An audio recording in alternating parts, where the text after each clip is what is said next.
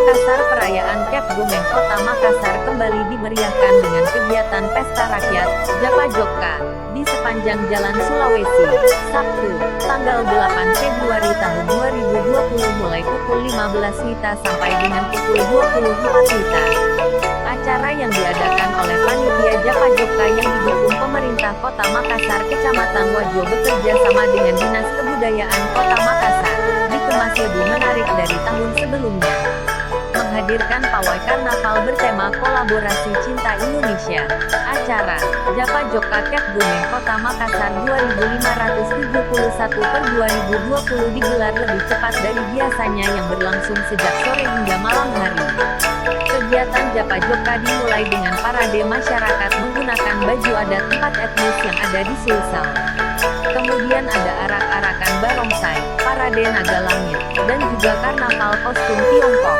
Menurut Kapolres Pelabuhan Makassar Bapak Muhammad Kadar Islam, pengamanan malam Japa Jokka Cap Gomeh yang dilaksanakan di Jalan Sulawesi Kota Makassar, kami telah menyiapkan 237 personil Polres Pelabuhan Makassar untuk melakukan pengamanan, dibantu Koramil, dan Satuan Polisi Pamong Praja Kota Makassar, Panitia Japa Jokka Kota Makassar.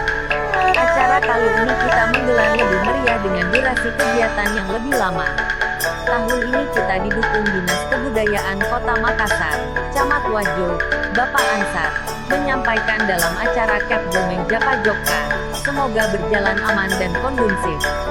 Camat Wajo Bapak Ansar melanjutkan, acara Japa Jokka tahun ini semakin menarik dan berbeda karena kegiatan ini merupakan kegiatan kolaborasi budaya tahunan yang sudah digelar selama 20 tahun secara mandiri.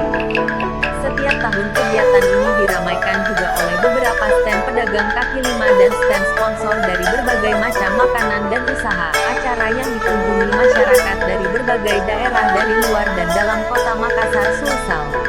Laporan M. Fajar Saputra.